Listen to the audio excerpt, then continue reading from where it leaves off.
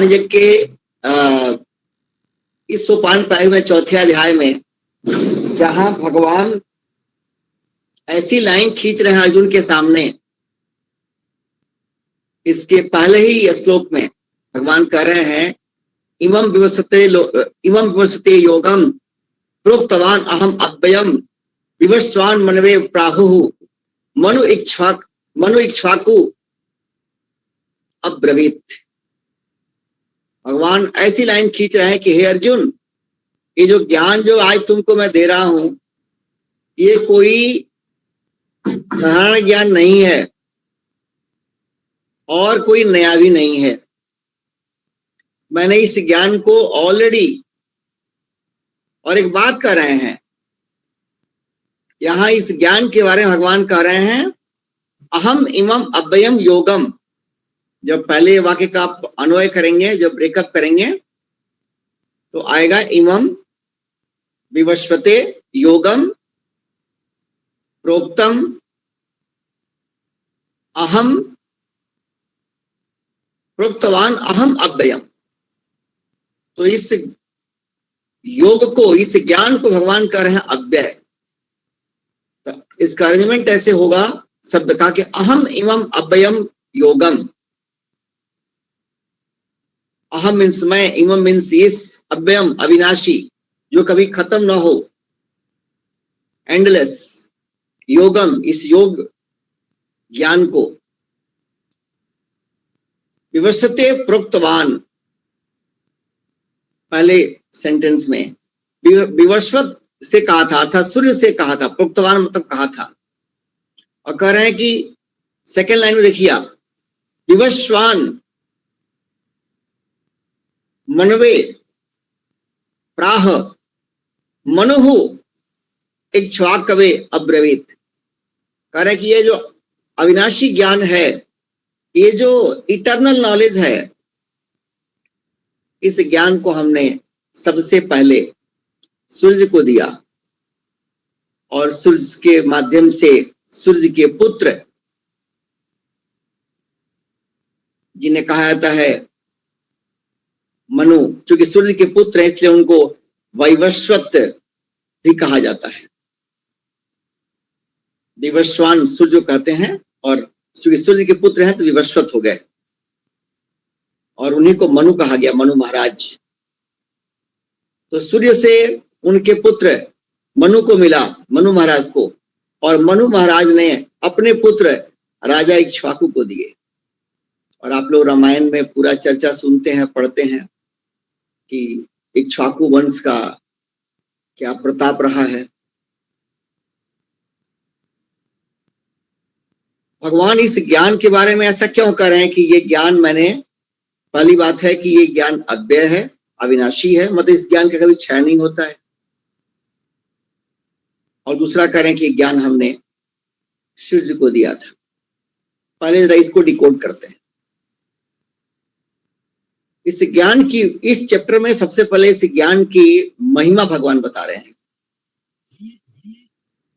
शास्त्रों में सूर्य के बारे में कहा गया है, महाभारत में खास करके, हर जब सूर्य का, तो हमारे शास्त्रों में सूर्य की महिमा, उनकी ग्लोरी हमारे शास्त्रों में भरा पड़ा है, खुला उद्घोष है भगवान सूर्य के बारे में।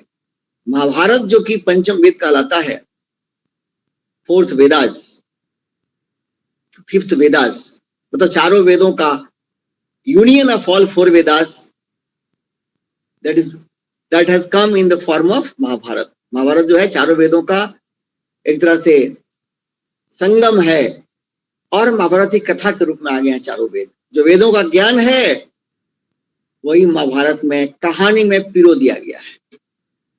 इसलिए महाभारत में अगर वन पर पढ़िए तो उसमें आता है भगवान सूर्य के बारे में, तम भानो जगत चक्षु तम आत्मा सर्वदेहिनाम तम योनि ही सर्वभूतानाम तम आचार प्रियवताम। और भी लाइनें बहुत हैं भगवान सूर्य के महिमा के बारे में। तम भानो जगत चक्षु कहा गया है कि हे प्रभु, हे भगवान सूर्य, आप पूरे संसार के नेत्र हैं। तुम आत्मा सर्वदेव नाम, और जितने भी देहधारी हैं उनकी आत्मा हुआ। अर्थात जैसे आत्मा के बिना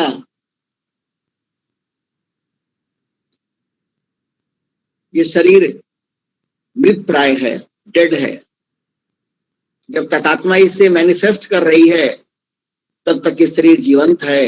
जैसे ही आत्मा ने इस शरीर को थैंक यू बोल दिया, ये शरीर डेड हो गया। पल भर लगते हैं इसमें, फ्रैक्शन ऑफ सेकेंड। आत्मा विद्यमान है, शरीर हर तरह से आपके लिए आकर्षक बना हुआ है, यूजफुल बना हुआ है, लाभदायक बना हुआ है, उपयोगी बना हुआ है। आत्मा ही तो इस शरीर को सब कुछ दे रही है। वैसे ही भगवान सूर्य को कहा गया है कि सारे देहधारियों के लिए आत्मा हो, मतलब you are the sustainer of all the forms of life. जितने जीवन, जिस जिस रूप में जीवन है, पेड़ पौधों के रूप में है, चाहे कीट पतंग या जानवर पशु, किसी भी रूप में अगर जीवन है इस सृष्टि में, तो वो आप पर ही टिके हैं। आप ही उनके आधार हो, प्राणाधार हो। तुम योनि ही सर्वभूता नाम, और कहा गया कि आप ही सारे जीवों के उद्गम बिंदु हो, उत्पत्ति स्थान हो, मतलब आपके बिना जीवों की उत्पत्ति भी नहीं होगी। सही बात है। भगवान सूर्य के बिना तो कोई भी जीवधारी का न शरीर मिलेगा, न उसका पोषण होगा, न शरीर की रक्षा होगी। तो किसी भी जीवधारी का जो शरीर है उसका उद्गम बिंदु, मतलब जो देह मिलता है, ये भगवान सूर्य के द्वारा ही। देह जिन चीजों से बना हुआ है ये सब तो सूर्य पे ही टिके हैं, जो कि जड़ पदार्थ हैं।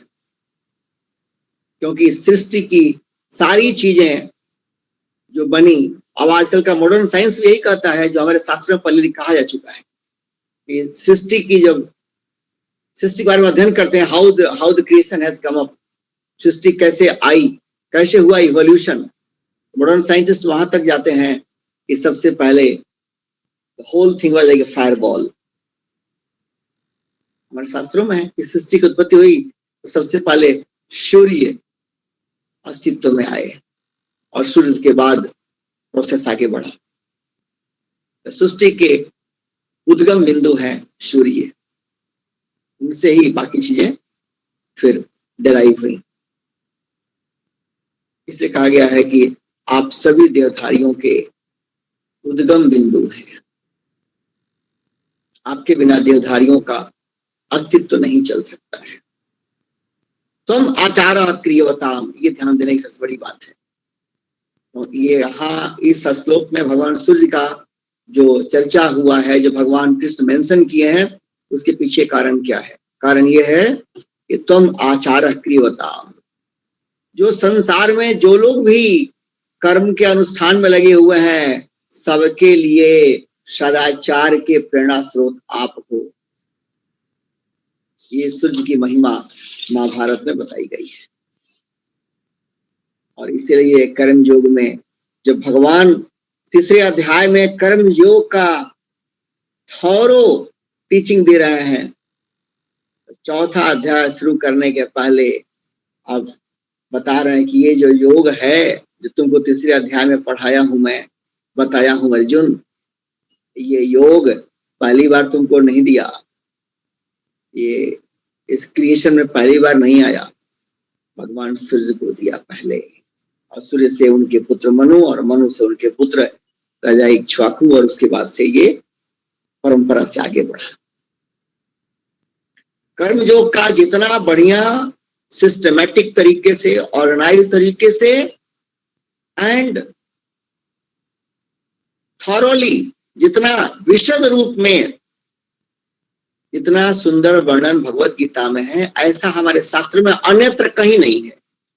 आपको शास्त्रों में कर्मयोग का मेंशन मिल जाएगा, कर्मयोग का प्रकाश मिल जाएगा, कहीं पुराणों में मिलेगा, कहीं उपनिषदों में मिलेगा, लेकिन थोड़े थोड़े अंश में मिलेगा। कुछ यहाँ, कुछ यहाँ, कुछ यहाँ, कुछ यहाँ। कर्मयोग एक सिस्टमेटिक तरीके से इन डिटेल विस्तृत वर्णन कर्मयोग का सिर्फ एक जगह मिलता है और वह भगवत गीता। और भगवान ने कहा, और एक और बात यहां कह दूं आगे बढ़ने से पहले, और भगवत गीता में इन डिटेल तो है ही, भगवान ने बहुत सरल तरीके से समझाया है कर्मयोग क्या है। सरल तरीके से, सांगोपांग तरीके से, सरल भी तरीके से रखा समझने के लिए, सरल एंड इन ग्रेट डिटेल कर्मयोग की चर्चा गीता में हुई है। और जरूरी क्यों है ये, क्यों भगवान इतना ज्यादा इम्फेसाइज किए कर्मयोग के ऊपर? शुरू किए सांख्य से। सांख्य मतलब क्या नश्वर है, क्या शाश्वत है, ये जानना, ये सांख्य योग का विषय है। क्या आत्मा है, क्या अनात्मा है, क्या नित्य है, क्या अनित्य है, व्हाट इज इटर्नल अर्थात permanent and what is temporary, नश्वर क्या है, ये जानना, इसे क्लासिफाई करना, आत्मा अनात्मा विवेक हमारे अंदर जग जाए कि मैं देही नहीं, मैं देह नहीं देही हूं, ये विवेक जग जाए। इसके लिए सांख्य दर्शन पहले भगवान ने दिया, और उसके बाद से चैप्टर 2 में ही भगवान ने कर्म योग शुरू कर दिया। जैसे आप देखिए श्लोक 40, 41, 42, 43, जैसे ही 40 श्लोक का सीरियल नंबर चैप्टर 2 में से 40 से आगे बढ़े, उन्होंने कर्म योग का शंख बजाना शुरू किया। आज चैप्टर 3 में तो इन ग्रेट डिटेल कर्म योग, क्यों इतना भगवान ने कर्म योग पर दिया ध्यान? इसलिए कि हम सब का जीवन कर्म से भरा पड़ा है। सुबह से शाम तक, दिन से रात तक हम कर्म ही करते हैं। वही कर्म हमको बांधता है, वही कर्म हमको संसार में रुलाता है, और बार बार कभी सुख में, कभी दुख में, कभी इस देह में, कभी उस देह में ये घुमाता है। हमारे कर्म ही हम जिम्मेदार हैं, क्योंकि हमारे कर्म हमने जैसे किए हैं वैसे काटना पड़ेगा। हमारे कर्मों के लिए जिम्मेदार तो हम ही हैं। इसलिए जो परिस्थितियां हमारे सामने आई हैं उसके लिए जिम्मेदार भी हम खुद ही हैं। रामनवमी सामने आ रहा है और हम सब लोग इंतजार करते हैं रामनवमी का। और आजकल चूंकि नवरात्रि चालू है, इसलिए आप देखेंगे कि जगह जगह रामनवमी के पहले से रामायण का भिन्न भिन्न तरीके से रामायण का पाठ, मानस यज्ञ, मानस पे चर्चा चालू है। अगर थोड़ा भी राम जी का दर्शन हम जान लें, हमको थोड़ा भी राम जी का दर्शन हो जाए, रामायण याद होना, इस बात की गारंटी नहीं कि हमको राम जी का दर्शन हो गया। मैं कह रहा हूं राम जी का दर्शन मतलब जो रामत्व है उसका दर्शन, जिसके लिए राम जी को पूरी दुनिया मानती है और ताली बजाती है। जो राम जी का व्यक्तित्व है, उनका जीवन जीने का जो दर्शन है, प्रतिकूलताओं में कैसे रहना है, अनुकूलता में कैसे रहना है, मर्यादाओं पे कैसे चलना है, भले ही गर्दन पे तलवार लटकी हो, संसार में सब कुछ छूट जाए लेकिन फिर भी मर्यादा मेरा टूटे नहीं, भले संसार छूटे। ये रामत्व है। हम सब जब राम जी के बारे में पढ़ते हैं तो कैसे मन खिल जाता है। राम जी के बारे में पढ़ते हैं तो लगता है कि उसी पल हमको कुछ मिल जाता है। क्यों? क्योंकि हम सबको प्यारा लगता है, अच्छा लगता है। किसको अच्छा नहीं लगेगा? राम जी का चरित्र सबको अच्छा लगता है। बेटे के रूप में, राजा के रूप में, पति के रूप में, भाई के रूप में, मित्र के रूप में, सेनापति के रूप में, जिस रूप में भी राम जी को देखिए मनमोहक है। क्यों? हम सब लोग चाहते, अंदर से हम सब का जो इटर्नल हमारा जो रियलिटी है, जो हमारा वास्तविक स्वरूप है, वो राम से अलग नहीं है। तभी तो अप्रिशिएट कर पाते हैं। हम क्रिकेट नहीं जानेंगे तो क्रिकेट को अप्रिशिएट कैसे करेंगे? हम वॉलीबॉल नहीं जानेंगे, टेनिस नहीं जानेंगे, तो कैसे उस खेल को अप्रिशिएट कर पाएंगे?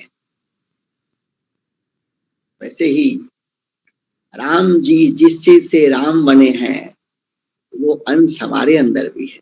तभी जैसे ही राम जी के बारे में सुनते हैं मन खिलने लगता है, उसी पल हमको आनंद मिलने लगता है। लेकिन होता क्या है, हम उसमें डूबते नहीं हैं। थोड़ा बहुत जान गए, थोड़ा बहुत चख लिए, और उसके बाद से हम पुनः उस भाव से अलग हो जाते हैं। वास्तव में अगर हमने रामायण पढ़ा है या थोड़ा भी उसका रंग चढ़ा है, अंदर सराबोर हो गया दिल हमारा राम जी के बारे में पढ़ के सुन के, तो फिर हमारे अंदर चरित्र, मर्यादा, हमारा व्यवहार, हमारा बोली विचार, सब कुछ में एक विलक्षण बदलाव आपको दिखेगा खुद के अंदर। कि संसार चाहे जिस तरीके से चलना हो चले, मेरा अपना एक तरीका होगा, क्योंकि मैं राम का भक्त हूं, मैं राम का भक्त हूं। आपका अपना एक अंदाज होगा और आपको अपने आप पर नाज होगा। आपके ललाट पे हमेशा राम जी के नाम का ताज होगा कि मैं राम भक्त हूं। कैसे मैं अपने प्रभु को झुकने दूंगा? मेरी जुबान अगर अमर्यादित हो गई, मेरा बोली विचार अमर्यादित हो गया, मेरा व्यवहार अमर्यादित हो गया, मेरा खान पान, मेरा उठना बैठना, मेरी संगति अगर इसमें मर्यादा घट गया, तब तो मैं राम जी का ढोंगी पुजारी कहलाऊंगा, ढोंगी भक्त कहलाऊंगा। अगर राम का मैं असली पुजारी हूं, तो फिर मैं अपने जीवन में राम का आदर्श जीऊं और तब राम का असली रस पीऊं। ये है रामायण। मैं चर्चा क्यों कर रहा हूं यहाँ पे? इसलिए रामनवमी आने वाला है और हम रामायण सुनते हैं, पाठ भी करते हैं, लेकिन उसके रस में पूरी तरह से डूब नहीं पाते हैं।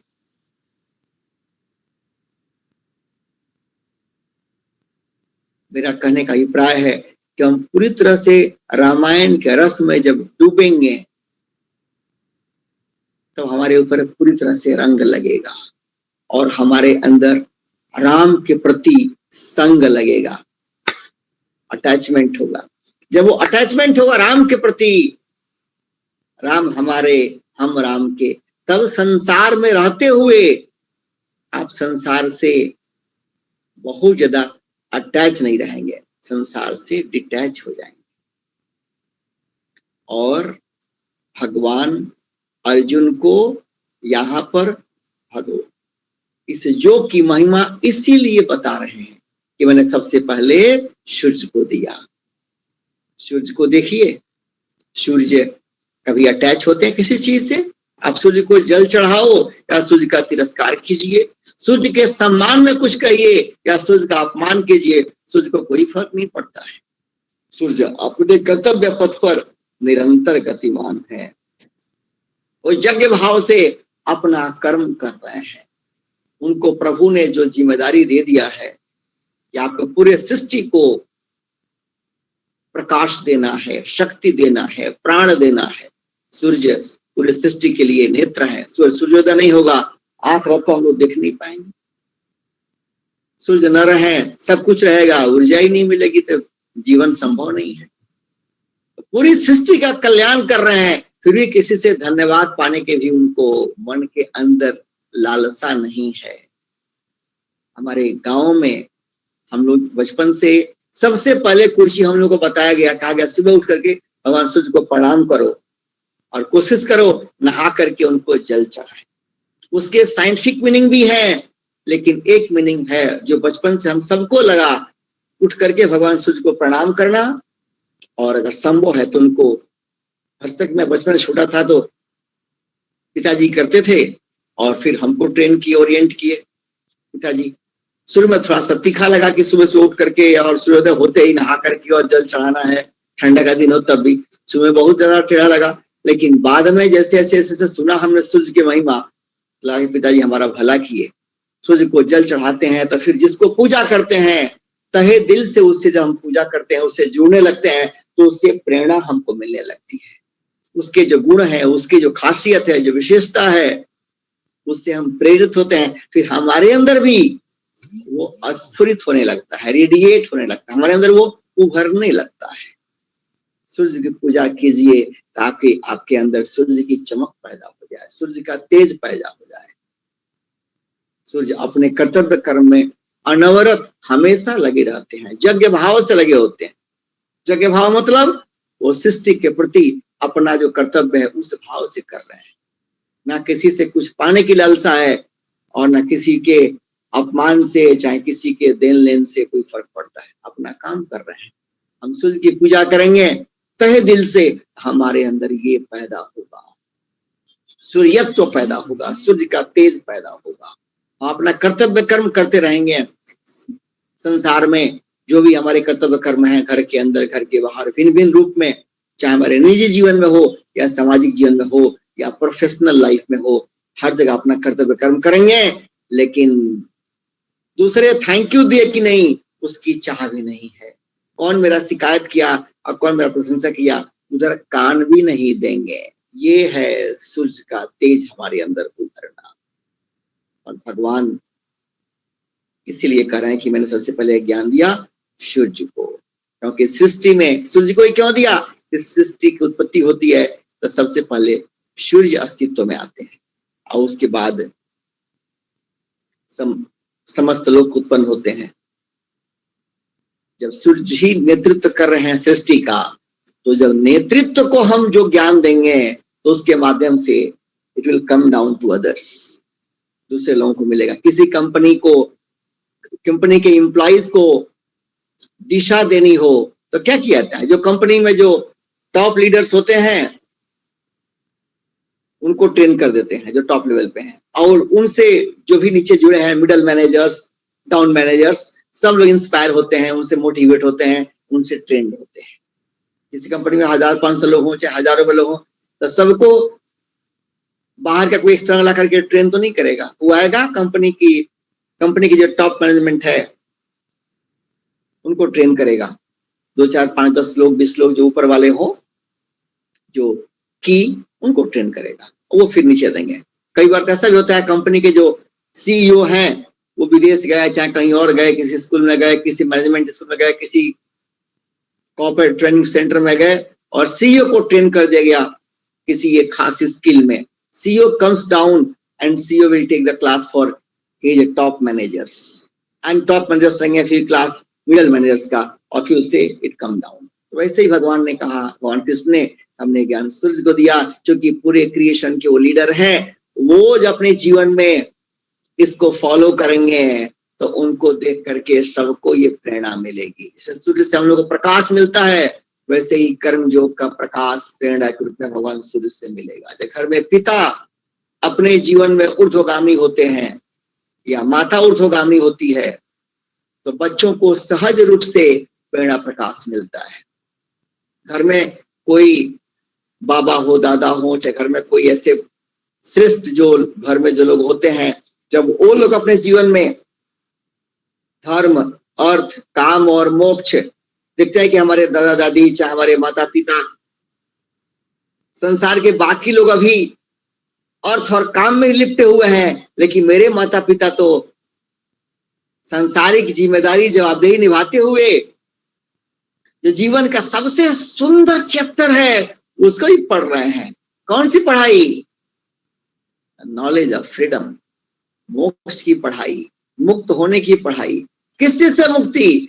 नकारात्मकता से मुक्ति, नशा से मुक्ति, गलत आदतों से मुक्ति, गलत खान पान से मुक्ति, गलत संगी साथियों से मुक्ति, तुच्छ इच्छाओं से मुक्ति, नश्वर की गुलामी से मुक्ति। मेरे माता पिता इसमें लगे हुए हैं। जब बच्चे देखते हैं, बच्चों का मनोबल बढ़ता है, they get inspired, they get motivated.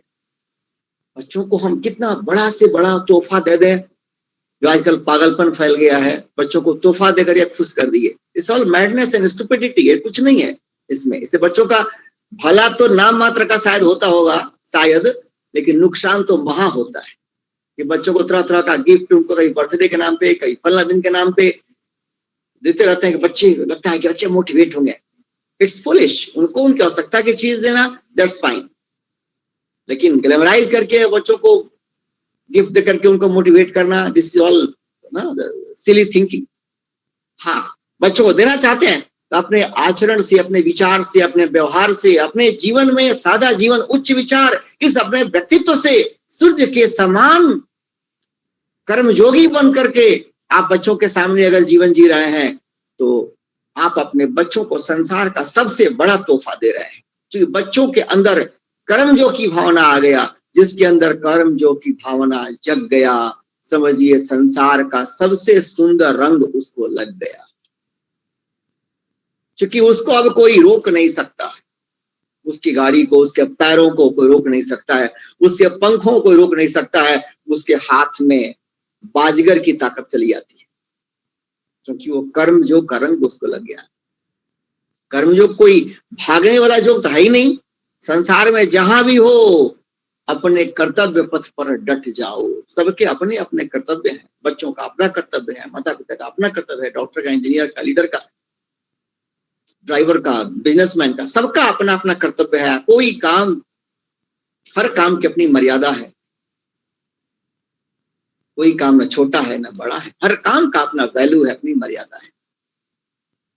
हम अपने काम में लग गए और ईश्वर प्रीति के लिए करना शुरू कर दें जो भी काम कर रहे हैं, और अपने काम को एंजॉय करें, अपने काम में 100% डालें। उसके बदले हमको थैंक यू मिलता है कि मान मिलता है कि सम्मान मिलता है, डोंट केयर अबाउट इट। ये मेरा फर्ज है, मैं करूंगा, बात खत्म। ये मेरा कर्तव्य है, मैं करूंगा, बात खत्म। ये है सूर्यत्व। इसलिए भगवान ने कहा कि मैंने ज्ञान सूर्य को दिया, क्योंकि सूर्य जब इसे फॉलो करेंगे as a leader of the creation, तो बाकी दूसरे लोगों में ये प्रेरणा प्रकाश आएगी, उनका सौभाग्य जगाएगी। वास्तव में भगवान सूर्य जिस प्रेरणा के जैसे चमकदार स्रोत हैं, ऐसा क्या बताएं, ऐसा हम बड़भागी हैं कि हमारी संस्कृति में, सनातन संस्कृति में सूर्य की पूजा, सूर्य की उपासना करने के प्रावधान बनाए गए। बहुत भाग्यशाली हम लोग हैं। We are very lucky in this way, in this manner.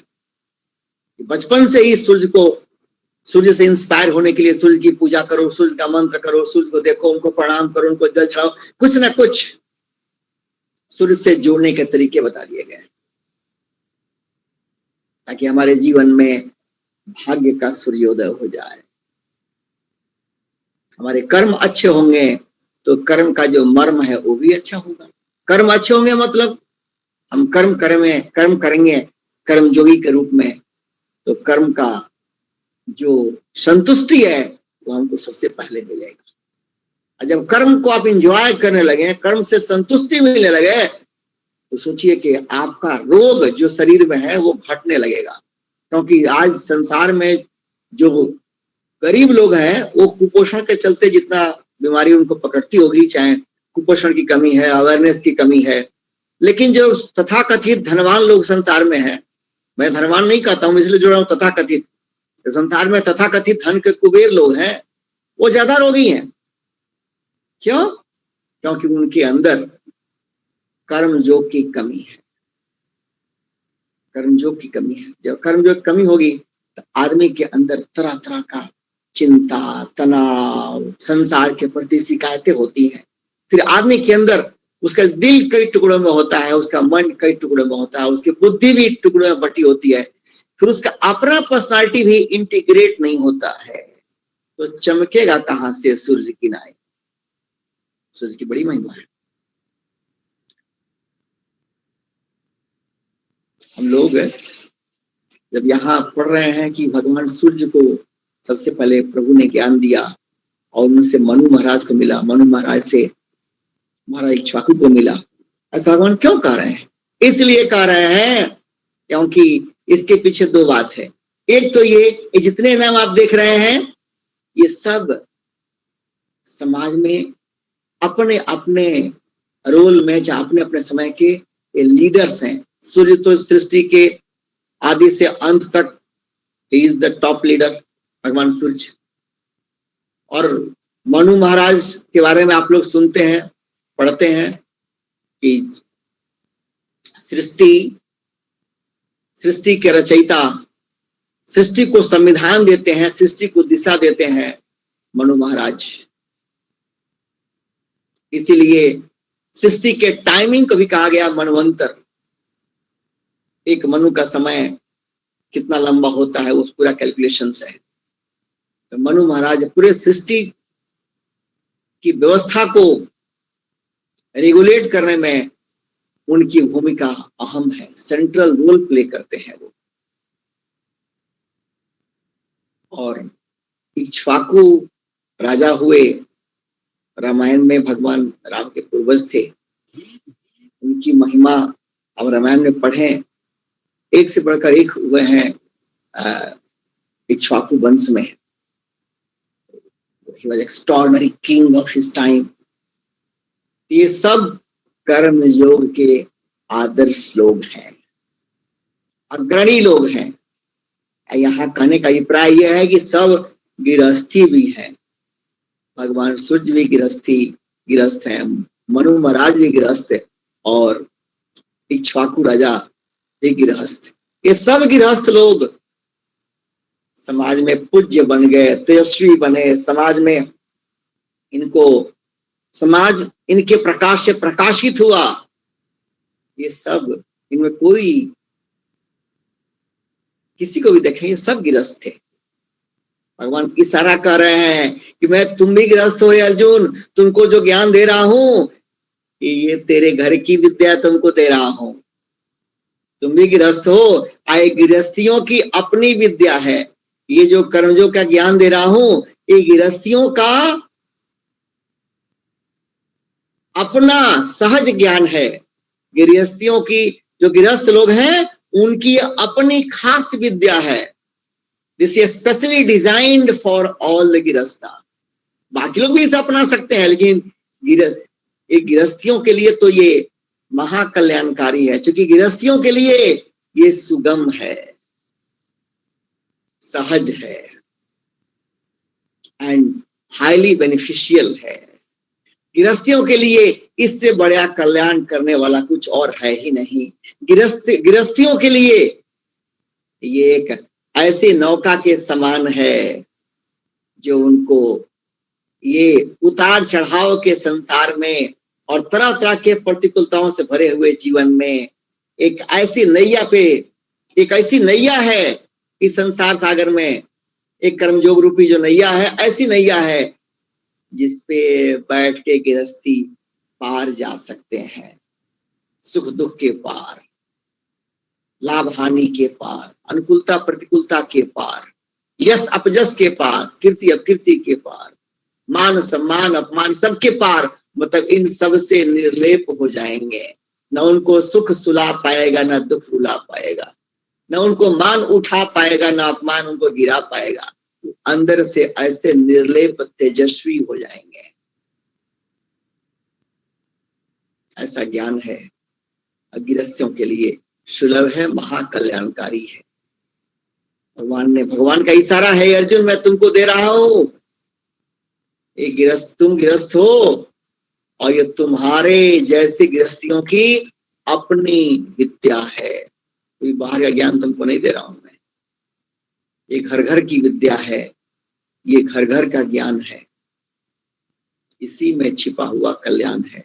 अपना संपूर्ण विकास कर लो, अपने आत्म प्रकाश से जीवन भर लो। बिना कर्मयोग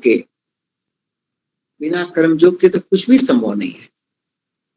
खास करके उनको छोड़ दीजिए जो कि साधना में इतने आगे हैं कि उनका चित्त शुद्ध हो गया है। राग द्वेष लोभ मोह मद मत्सर, ये 6 तरह के जो षड्विकार होते हैं, जो दुर्गुण होते हैं, जो 99.9999% के दिमाग में जकड़े होते हैं जन्म जन्म से, ये 6 तरह के दुर्गुणों को जिन्होंने खो दिया हो, और भगवान बुद्ध की नहीं जो एकदम काफी आगे हो, स्वामी विवेकानंद की नहीं काफी आगे हो साधना में और चित्त शुद्धि में, 100 सीढ़ी में 99 सीढ़ी पार कर लिए हो, उनके लिए कर्म जो कोई ज्यादा मायने नहीं करता है, वो सीधे ज्ञान योग में टपक लगाते हैं। वो ध्यान करेंगे ज्ञान मिलेगा, या उनको ज्ञान योग की बात कहिए सीधे उनके मन को हिट करेगा और वो पकड़ लेंगे, अपने को पहचान लेंगे, मैं कौन हूं, कहाँ आया हूं, मेरा असली हस्ती और असली मस्ती मेरी क्या है। लेकिन यहाँ बात हो रही है आम लोगों की, जो समाज में 99.9999% जो लोग होते हैं, जो विकारों से ग्रस्त होते हैं, तरह तरह के विकार, किसी को राग से ग्रस्त है, तो फिर द्वेष है, तो लोभ है, तो मोह है, मद है, मत्सर है, तरह तरह की कामनाओं से दबे रहते हैं। एक पूरा हो गया, दूसरा कामना जन्म लिया, वो पूरा हो गया, तीसरा मिल गया। तो जो इस तरह से तुच्छ संसार के तुच्छ कामनाओं से जो ग्रस्त हैं और इसीलिए अस्वस्थ हैं। स्वस्थ किसे कहते हैं? शरीर फिट हो, स्वस्थ। अब तो मॉडर्न साइंस के लोग भी कह रहे हैं कि नहीं, सिर्फ ये फिजिकल और फिजियोलॉजिकल वेलनेस से काम नहीं चलेगा, मेंटल वेलनेस भी चाहिए। और संसार में आने वाले दशकों तक देखिएगा, और मैं खास करके कह रहा हूं, अभी आज ही पढ़ा हूं मैं कि टाइम्स ऑफ इंडिया में आया कि रिसर्च हुआ है, जो बड़े बड़े हॉस्पिटल हैं, सेंट्रल गवर्नमेंट के, स्टेट गवर्नमेंट के, बड़े बड़े जिनको बोलते हैं टर्सरी हॉस्पिटल, जैसे पीएमसीएच हो गया बिहार में, पटना में, वैसे ही दिल्ली में जो बड़े बड़े हॉस्पिटल हैं, जो बड़े बड़े टॉप क्लास के हॉस्पिटल्स हैं, उनके प्रेस्क्रिप्शन को लेकर के एनालाइज किया गया है, और उनके जीपी के प्रेस्क्रिप्शन को नहीं, उनके जो स्पेशलिस्ट हैं उनके प्रेस्क्रिप्शन को एनालाइज किया गया। किसके द्वारा? भारत सरकार की जो वो टीम है जिसको बोलते हैं रेशनल यूज ऑफ मेडिसिन, उस टीम का काम ही है कि मेडिसिन का जो यूज हो रहा है वो इरेशनल हो रहा है कि रेशनल हो रहा है, रेशनल हो रहा है। मतलब मेडिसिन का यूज अप्रोप्रिएट तरीके से, उचित तरीके से हो रहा है कि अनुचित तरीके से हो रहा है। दवाएं प्रेस्क्राइब हो रही है, वो सही प्रेस्क्राइब हो रही है कि नहीं हो रही है, उसका स्टडी आज ही टाइम्स इंडिया में, हर 10 में से 1 प्रेस्क्रिप्शन में गड़बड़ी है, वो मेजर गड़बड़ी है, ऐसी गड़बड़ी है जो लोगों को उस दवा से भला कम और नुकसान भी हो सकता है। ये छोटी बात नहीं है। अब जो टॉप लेवल के हॉस्पिटल्स हैं उनका ये हाल है, तो जो मीडियम लेवल के होंगे, चाहे छोटे छोटे पॉलीक्लिनिक, नर्सिंग होम, छोटे हॉस्पिटल्स होंगे, उनका क्या होगा? ये तो जो भारत के टॉप लेवल हॉस्पिटल्स हैं उनका हाल है कि आउट ऑफ 10 में से, हर 10 पेशेंट के प्रेस्क्रिप्शन में से 1 पेशेंट का प्रेस्क्रिप्शन, मतलब हर 10 में से 1 प्रेस्क्रिप्शन में बड़ा प्रॉब्लम है। ऐसी दवा लिखी गई है जिससे पेशेंट को नुकसान हो सकता है, जान भी जा सकती है, या कोई नई बीमारी पैदा हो सकती है उसके साइड इफेक्ट से, आदि आदि बहुत सारी चीजें। मैं इसलिए कह रहा हूं, सोचिए कोई बीमार होगा, जाएगा हॉस्पिटल में, और जब बड़े हॉस्पिटल में जाएगा तो वहां भी वो उस खतरे में कि दवा उसकी रॉन्ग प्रेस्क्राइब हो जाए, चाहे रॉन्ग डोज प्रेस्क्राइब हो जाए, उस दवा से गया बीमारी के इलाज करने के लिए एक और बीमारी पैदा हो जाएगी साइड इफेक्ट के कारण। ऐसे संसार में लोगों को रहना है, और ऐसे संसार में कैसे अपना कल्याण करना है, ये तभी संभव है जब हम सबसे पहले अपने को एश्योर करें कि मैं अपने को फिजिकली फिट रखूंगा, इमोशनली फिट रखूंगा, स्पिरिचुअली भी फिट रखूंगा। तीनों लेवल पर मैं अपने आप को फिट रखूंगा, तभी मेरी फिटनेस को हम कहेंगे कि हम स्वस्थ हैं। स्व में स्थिति हमारी, उसे कहते हैं स्वस्थ रहना। स्व मतलब जो मेरा असली स्थिति है, जो मेरा रियल स्वरूप है, जो मेरा रियल आइडेंटिटी है, जो मेरा ट्रू बीइंग है, जो मेरा इटर्नल बीइंग है, जो मेरा नित्य स्वरूप है, उसमें मेरी स्थिति। क्योंकि सिर्फ फिजिकली फिट रहना ये आंशिक फिटनेस है, सिर्फ इमोशनली फिट रहना आंशिक फिटनेस है। फिजिकली, इमोशनली एंड स्पिरिचुअली इतने लेवल पे फिट रहना ये सुपर हिट वाली फिट है। इसे ही कहते हैं स्व में स्थिति, मैं अपने आप में स्थित हूं। और ये तभी संभव है जब हमारा मन साफ हो, मन में विकार न हो, मन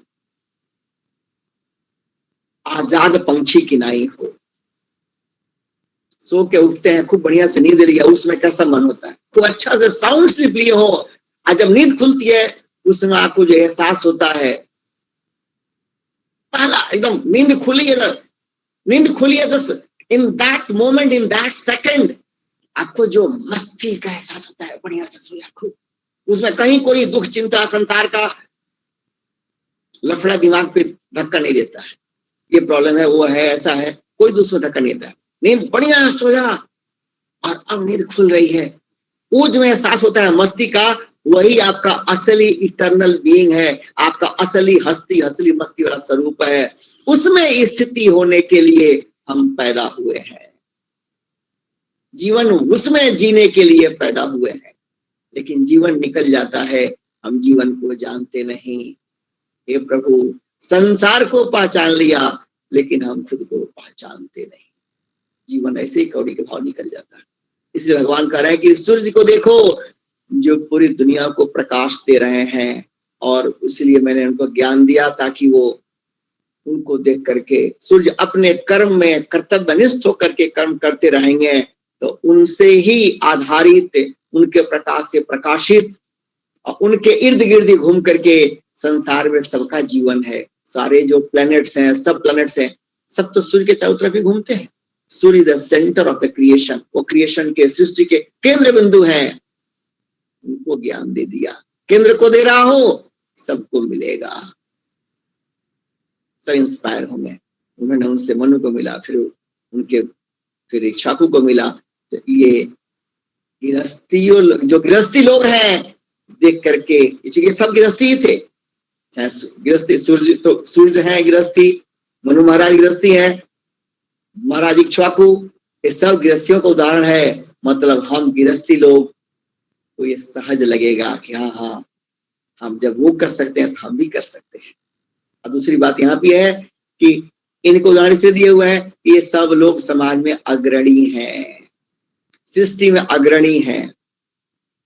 इसका कहने का तात्पर्य क्या है कि हे अर्जुन, तुम भी समाज में अग्रणी हो, तुमको देख करके लोग तुम्हारे आदर्श की बात करते हैं। क्षत्रिय हो तो अर्जुन की तरह, धनुर्धर अर्जुन की तरह, तुमको ही अपना आदर्श ऊंचा रखना होगा। हर पिता को, अगर पिता वास्तव में अपने बच्चों का हितैषी है, तो उसको अपने बोली, विचार, आचार, तौर तरीके, मर्यादाओं का आदर्श ऊंचा रखना होगा।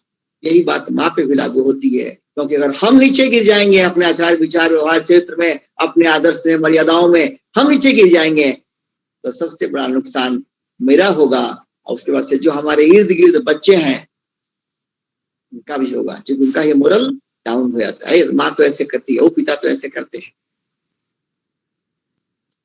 इसलिए भगवान कह रहे हैं कि ये जैसे ये लोग अपने समय में इस सृष्टि में अग्रणी भूमिका निभाते हैं और कर्म योग का प्रकाश फैलाते हैं, वैसे तुम भी कर्म योगी बन अर्जुन।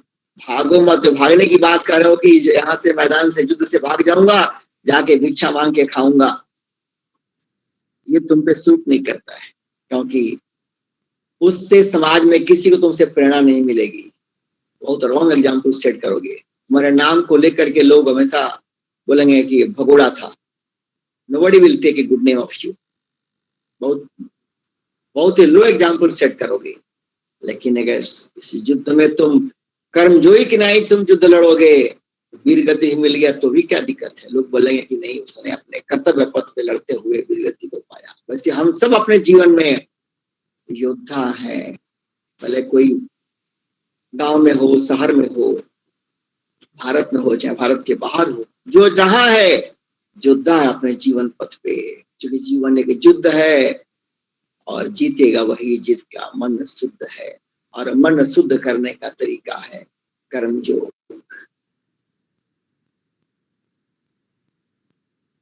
देखिए कर्मयोग कैसे काम किया हमारे पूरे संस्कृति के लिए, पूरी दुनिया के लिए, कि जो भी प्रभावशाली राजा थे वो लोग कर्मयोग ऐसा पालन करते थे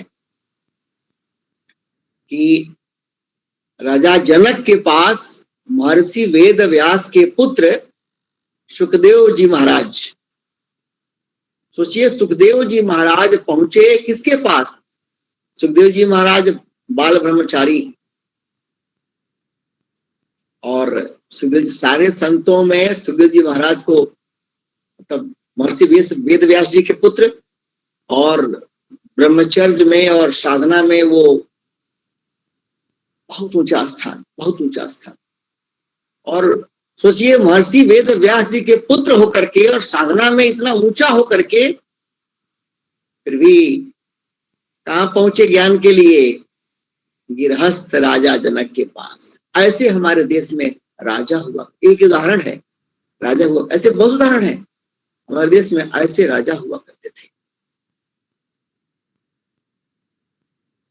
ऐसे राजा हुआ करते थे कि प्रजा के टैक्स को लेकर के भोग विलास नहीं करते थे। प्रजा से, जो आप कालिदास रघुवंशम पढ़े, उसमें आता है, प्रजा से जैसे भगवान सूर्य धरती से जल लेते हैं और उसको कई गुना बढ़ा करके पुनः लोगों के हित के लिए धरती पे लाकर दे देते हैं, वैसे राजा हमारे यहाँ रघुवंशम में कालिदास, महाकवि कालिदास ने चर्चा किया इस बात कि हमारे राजा ऐसे हुआ करते थे जो टैक्स लेते थे जनता से, इस तरह से कि जनता को वो टैक्स भारी नहीं लगते थे, और उस टैक्स से जनता का एक से बढ़कर एक महामंगल और महालोक कल्याण का काम करते थे। और जनता के टैक्स के पैसे से नमक भी नहीं खाते थे। जो राजा थे वो खुद मेहनत करते थे अपनी रोटी के लिए, इन्हें की जनता से टैक्स लेकर के और उसे ऐश करना है। तो बाद में बेवकूफी चालू हुआ जब कर्मयोग लुप्त हुआ। भगवान इशारा कर रहे हैं कि ये जितने सूर्य, मनु, इक्ष्वाकु, ये सब जो नेतृत्व के रोल में है, ये सब लोग शुद्ध हुए, बुद्ध हुए, तेजस्वी हुए कर्मयोग अपना करके। और जब राजा, किसी देश का राजा, किसी समाज के मुख्य लोग, किसी घर के मुखिया, किसी कंपनी के मुखिया, किसी सोसाइटी अपार्टमेंट के मुखिया, किसी गांव मोहल्ले का मुखिया, चाहे घर के जो बड़े लोग हैं, जब उनके अंदर जीवन में कर्मयोग आता है तो बाकी जो आसपास के लोग हैं वो सबको प्रेरणा मिलती है, प्रकाश मिलता है। इसलिए वो चर्चा कर रहे हैं कि ये गृहस्थी है, ये सब लोग राजा हैं। इसलिए अर्जुन, तुम भी अपने जीवन में कर्मयोग अपनाओ। और जानते हैं क्यों? हम जब कर्मयोग के मार्ग पे पढ़ते हैं तो हमारा भला कैसे होता है? इतना सहज तरीके से भला होता है कि जो आप जीवन में पूरा जीवन खपा करके पाना चाहते हैं वो सहज में मिल जाता है। पूरा जीवन खपाते किस लिए है? धन दौलत, पैसे, पद, पावर, कि इससे हमको सुख मिलेगा, आनंद होगा, ऐसे ऐश करूंगा। लेकिन ये सब करने के बाद भी जब जीवन खप जाता है, उम्र पुराना हो जाता है, शरीर जर्जर हो गया, तब डिस्कवर करते हैं कि नहीं यार, ये सबसे तो क्या, ये तो एकदम कोई मतलब नहीं है इसका यार। हम तो सब कुछ पा करके भी अंदर से अपने आप को खोखला पाते हैं। ये सारे बुजुर्गों का अनुभव है। हम लोग ही बुजुर्ग हो करके वैसे अनुभव लोगों को बोल रहे हैं, ये तो कोई होशियारी नहीं है, ये तो मूर्खता है। दूसरे बुजुर्गों का अनुभव सुन करके अपने आप को जगा लें, अपना भाग्य बना लें, ये होशियारी है। सर, हम पाना चाहते हैं सुख, शांति, आनंद, मस्ती, जो कि कहीं और नहीं है, वो मेरा अपना स्वरूप ही है। संसार में और कोई चीज नहीं है। कहीं सुख है, शांति है, आनंद का स्रोत है, तो मेरा अपना स्वरूप है। लेकिन हम चूंकि एक्सट्रोवर्टेड हैं, संसार की तरफ हमारा पूरा मन, बुद्धि, इंद्रियां सब संसार की तरफ लगे हुए हैं, तो मुझे अपने रस का स्वाद मिलेगा कैसे? अपने असली स्वभाव का स्वाद मिलेगा कैसे? क्योंकि मन, बुद्धि, इंद्रियां ये सब तो अनित्य है, नश्वर है, और संसार भी नश्वर है। तो मैं इनके तरफ अपने आप को प्रोजेक्ट कर दिया हूं, इनसे रिश्ता जोड़ लिया हूं। जबकि जीवन मिला है अन्य किसी योनि में संभव नहीं है, सिर्फ मनुष्य को मिला है विवेक, एक्स्ट्रा फैकल्टी, जिसके माध्यम से हम चीजों को एनालाइज कर सकें, समझ सकें। क्या समझना है कि मैं नित्य हूं, मैं शाश्वत हूं, मेरे सिवाय संसार की सारी चीजें नश्वर हैं, including my body, mind, senses, बुद्धि, मेरा मन, बुद्धि, इंद्रिय, शरीर, सब कुछ, ये प्लस संसार की अन्य चीजें सब नश्वर है। तो इस नश्वर को और मेरे पास जो नश्वर संसाधन है उनको इस नश्वर जगत के तरफ सेवा में लगा दूं, क्या मान के ईश्वर ने ये नश्वर चीज हमको दिया, ईश्वर का ही ये सब लीला है संसार, नश्वर चीज को नश्वर की सेवा में लगा दूं। और किस लिए? कि मैं प्रभु का सेवक हूं, प्रभु मैं आपकी सेवा करने के भाव से मैं ये सब कर रहा हूं। तो फिर क्या होगा?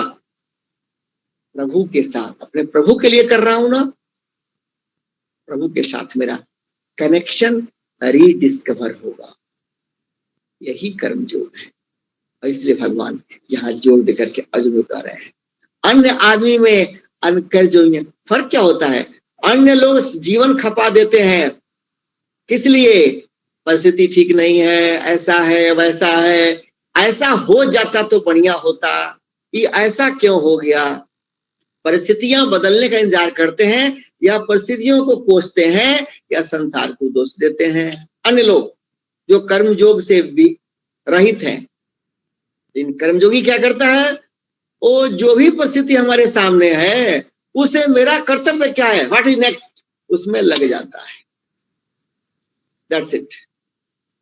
भगवान राम के सामने उनको राज्याभिषेक होना था अगले दिन, और रात में ही पन्ना पलट गया कि नहीं, अब राज्याभिषेक नहीं, आपका वनाभिषेक होगा आपको बन जाना है। भगवान राम को थोड़ा भी ग्लानि नहीं हुआ, थोड़ा भी कैकेयी से, हम आप होते तो कैकेयी के पास भी जाते, मंथरा के पास भी जाते और पता नहीं क्या क्या करते, ठीक है, तरह तरह का टेक्निक लगाते कि नहीं ये कैसे भी, ये इसका एंटीडोट क्या है। कोई आजकल ना कोई वैसे बाबा होते जो कुछ टुटका बताते, कुछ उसका तंत्र बताते, ऐसे कर दीजिए तो फिर बात पलट जाएगी, उसका तरह तरह का काट खोजते। भगवान ने कर्म योग अपनाया। रामनवमी आ रही है, मैं आपको याद दिला रहा हूं, भगवान राम ने कर्म योग अपनाया। मंथरा ने क्यों कान भरा, कैकेयी की जुबान पे बात कैसे आ गई, पिताजी ने जुबान क्यों दे दिया था, इसमें पड़े ही नहीं। That is not my business, that is not my business, वो मेरे हाथ में नहीं है, ना था। मुझे क्या करना है वो मेरे हाथ में है। यही रामत्व है, ये राम की पूजा है, यही कर्म योग है। हमारे सामने जो परिस्थिति है उस परिस्थिति में कैसे अपने आप को आगे बढ़ाऊं, कैसे अपने आप को लगाऊं, कैसे अपना कर्तव्य निभाऊं। जो भी हमारे सामने परिस्थिति हो, कोई परिस्थिति आपके सामने आती है, सिवाय कि वो परिस्थिति कोसने लगे या उसके जो निमित्त लोग हैं, कोई ना कोई तो निमित्त बनेगा ना, निमित्त वालों को कोसने लगे, सिवाय ये करने के ये ध्यान दें कि कहीं ना कहीं से मैं इसका कारण हूं, कहीं ना कहीं से मेरे कर्म इसके कारण हैं। मेरे सामने परिस्थिति आई है, मुझे अब इसमें क्या करना है, मुझे सोचना है। इस परिस्थिति में अपना जो कर्तव्य मेरा है उसको निभाने से ही मेरा हित होगा। और सही बात है, हर परिस्थिति हमारे जीवन में इसीलिए आई है, ध्यान दीजिएगा, हर परिस्थिति हमारे जीवन में, चाहे अच्छी हो, चाहे प्रिय हो, चाहे अप्रिय हो, हर परिस्थिति मेरे जीवन में इसलिए आई है क्योंकि चाहे वो कड़वी हो चाहे मीठी हो, मेरे लिए दवाई है। मेरे लिए दवा बना करके भगवान परिस्थिति हमारे इर्द गिर्द ऐसा बनाते हैं, कभी कड़वी कभी मीठी। इसलिए भगवान ने अर्जुन से कहा कि ये ज्ञान बहुत इंपॉर्टेंट है और इस ज्ञान के बिना जीवन जीना मुश्किल है। जीवन जीना मुश्किल ही छोड़ दीजिए, जीवन कामयाब नहीं होगा। जीवन की कामयाबी क्या है? जिसके लिए जीवन मिला है वो सार्थक कर रहे। जीवन किस लिए मिला है? हमेशा उदास रहने के लिए, हमेशा चिंता में डूबे रहने के लिए, या कुत्ते बिल्ली की नहीं भोग और पेट भरने के लिए, संचय में डूबे रहने के लिए, या तरह तरह का बॉडरेशन लेकर दिमाग पे और उसमें डूबे रहने के लिए? नहीं, ये जीवन मिला है कुछ ऐसा पाने के लिए जो कि क्योंकि ये जीवन अन्य सारे जो फॉर्म्स ऑफ लाइफ है, अन्य जो भी जीव हैं, उनके तुलना में इनक्रेडिबल बॉडी मिला है, तो इसका उद्देश्य भी इनक्रेडिबल होगा। इसलिए कहा जाता है कि जब ये इनक्रेडिबल मिला है साधन शरीर, तो इसका उपलब्धि उद्देश्य भी इनक्रेडिबल होगा, और वो है अपने को खोज लेना।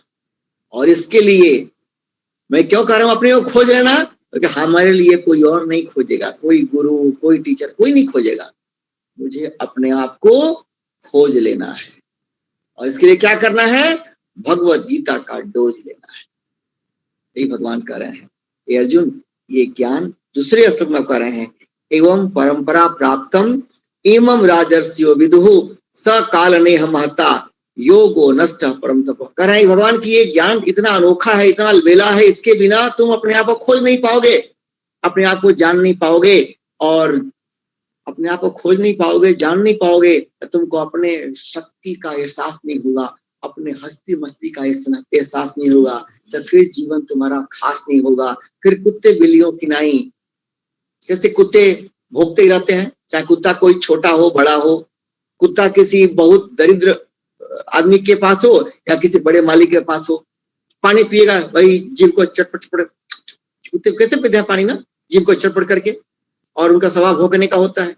वैसे जीवन भोंकने में ही लग जाएगा, दूसरे पे दोष देने में ही बीत जाएगा। और नहीं तो बिल्ली की नहीं, और मर्यादित तरीके से चलोगे, रोड पे कहाँ कचरा जाओगे, आए दिन बिल्लियां मिलती हैं मरी हुई रोड पर। तो कहने का भाव यह है कि जीवन कौड़ी के भाव खत्म हो जाएगा अगर जीवन में कर्मयोग नहीं है।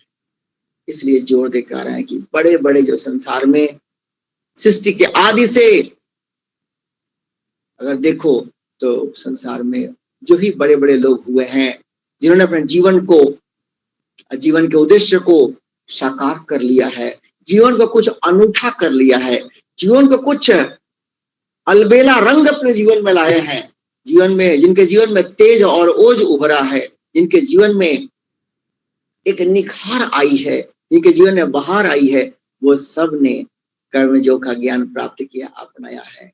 और इसलिए अर्जुन, ये जो ज्ञान है ये मैंने शुरू में दिया, और एवं परंपरा प्राप्तम इमम, कह रहे हैं कि ये हे परम तपस्वी अर्जुन, ये परंपरा से प्राप्त होकर इस योग को ऋषियों ने, जिस इस संसार में जो राजर्षि थे, राजा के रूप में ऋषि थे, परंपरा के द्वारा पिता से पुत्र को ऐसे करके परंपरा के द्वारा एक ज्ञान आगे बढ़ते चला गया।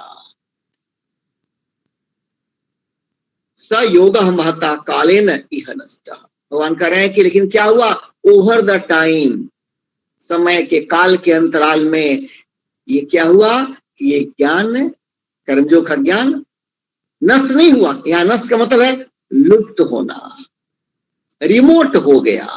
It become remote for the common people over the time. कालांतर में कैसे रिमोट हो गया? जैसे नाम नहीं लूंगा, देश में समय समय से एक से बढ़कर एक संस्थाएं बनती हैं, स्कूल कॉलेज यूनिवर्सिटीज बनते हैं।